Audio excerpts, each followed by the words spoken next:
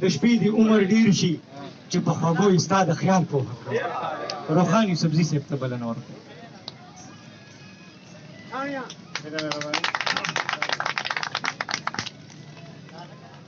چې زما په چمن راشي ګستاخي کا، چې زما په چمن راشي ګستاخي کا، د شبنم په څېر عمر یو زمان کړي، چې کشور د افغانانو معطر کا، چې کشور د افغانانو معطر کا، د هر بیت مصر مې زلفې د خوبان کړي. الهي د خپل حبیب له برکته، الهي د خپل حبیب له برکته دا ساده انشاء رنګینه د رحمان کړي. دا د دې نننۍ تاریخي بختورې او ډېره زیاته د خوشحالۍ چې نن کومه دا غونډه ده، د دې صدر صاحب زمونږ ملګری زمونږ ورور عبداللطیف سیماب صاحب او نور زما دا مشران حاجي ګل صاحب، سردار علي اعلی، تصور مانیروال، ټول چې څومره ملګري دي او موږ اوري، موږ ویني او ګوري، دا ټول بنیادي خبره دا ده چې دا نننۍ ورځ په دوه حوالو سره دغه شوه. یو خو موږ په داسې ځای کې چې ډېر مزېدار ځای دی، د سیند غاړه ده، د اباسین غاړه ده، او بیا دوه حوالو سره راغلي. یو خو دا ده چې نن د 14 اګست دی، د وطن د ازادۍ او 72 کاله وشول. نو په هغه مناسبت سره به زه خپل یو دوه شعرونه چې څوک به په بیه ځان ته شور واخلي، څوک به په بیه ځان ته شور واخلي، چې کلي پرېږدي ښار کې کور واخلي، او چې روښان کېږي پرې تصویر د وطن، چې روښان کېږي پرې تصویر د وطن، زما د وینو رنګ د نور واخلي. دا خوشحال بابا اسلام هم موږ ته دا وایي، احادیث هم موږ ته دا وایي. نو د هغې حوالې سره چې د وطن سره مینه، نو ما ته د خوشحال بابا یو څو شعرونه رایاد شول په دې موقع چې د وطن مینه ای جانه، د وطن مینه ای جانه را پیدا ده له ایمانه، نه د خپل دیار ګورګوري، نه د خپل دیار ګورګوري، نه د بل دیار شکرې، نه د خپل دیار ګورګوري، نه د بل دیار شکرې، نه د خپل دیار نلګوسي، نه د خپل دیار پلوسي، نه د بل دیار نلګوسي، او نه د خپل دیار خارونه، نه د بل دیار ګلونه. نو یقینا چې د وطن سره مینه، دا زمونږ وطن دی، دا زمونږ خاوره ده، او د دې وطن دا موږ له چا په خیرات کې هم نه ده راکړی. دا ازادي دا په دې باندې چې باس کوو، دا ډېر اوږد باس دی، چې لومبۍ خو دا ده چې ازادي وایي څه ته. رحمان بابا یو شعر راته رایاد شو چې په خواړه او پسکه کله وینه نیسي، په خواړه او پسکه کله وینه نیسي، هر مارغه چې په قفس کې د صیاد وي. نو که سړی د سرو زرو په پنجره کې مرغۍ ته بند کړي او ښه خوراک ورکړي، خو چې هغې ته ازادي نه وي، نو هغه غوښه نه نیسي. نو دې وطن کې هم د بده مرغه 72 کاله وشول د دې وطن، او 73 کاله بخښنه غواړم، خو دا وطن اوسه پورې موږ ډېر افسوس سره دا خبره کوو چې د دې وطن اوسېدونکو ته تر اوسه پورې صرف د څښلو اوبې قدرې ورنه کړی شو، د صفا اوبه، بجلی او مهنګایي او نورو مسلې هغه خو به ځان له خبره ده. خو بهرحال بیا هم وطن دی.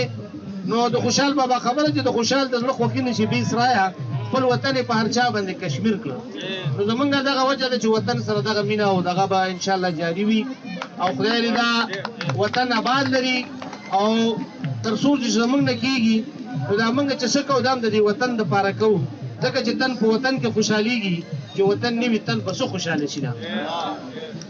پاتې شوه دا نننۍ دویمه برخه د امیر نواز خان کاکا د هغوی په حوالې سره. نو هغې باندې ملګرو خبرې وکړي، خو څومره چې ما هغوی لوستو دي، نو ملګرو خبره وکړه چې یاره شاعري، نو دا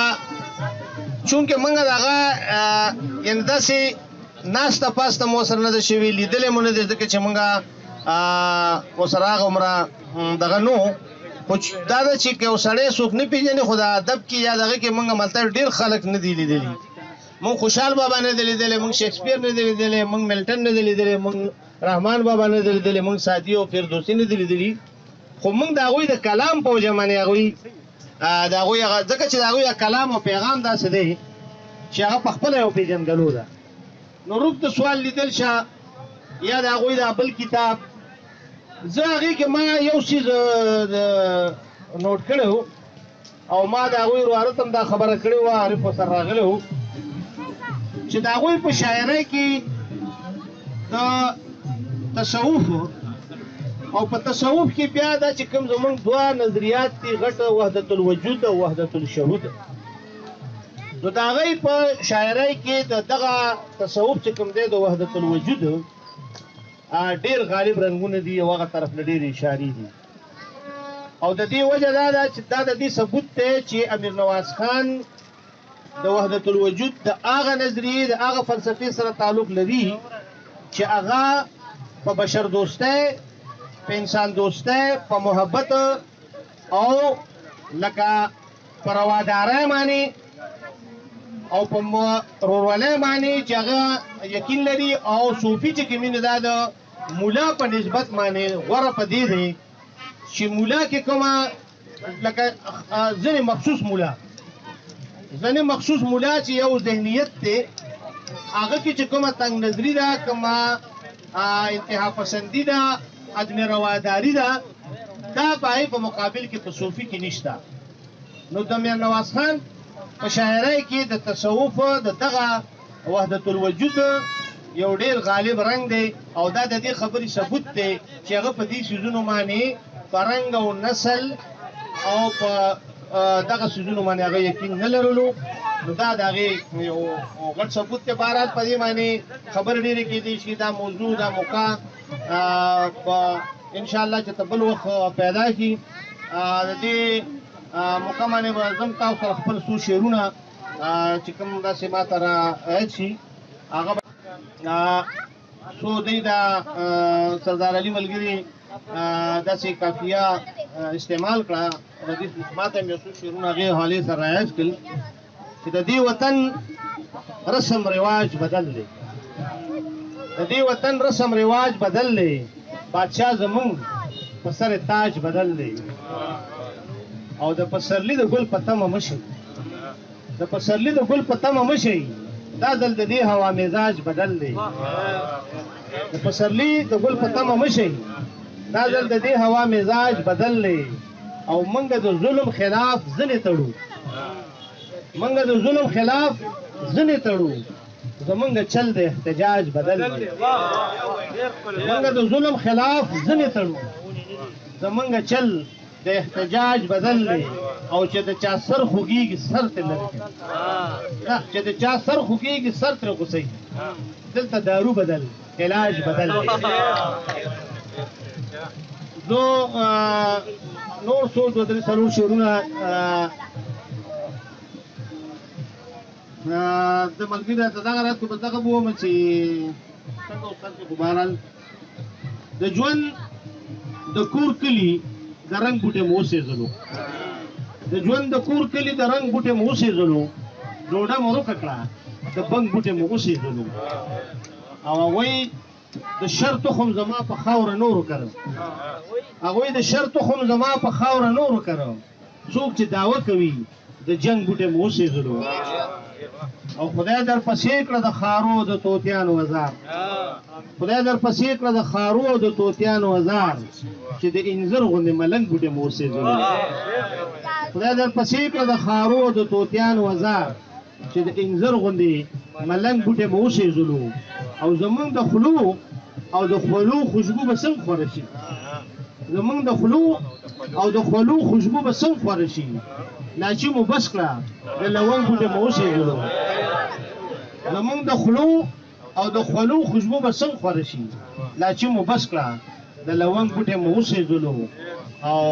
شاړې وجرې به اوس په څه باندې روښانه کړو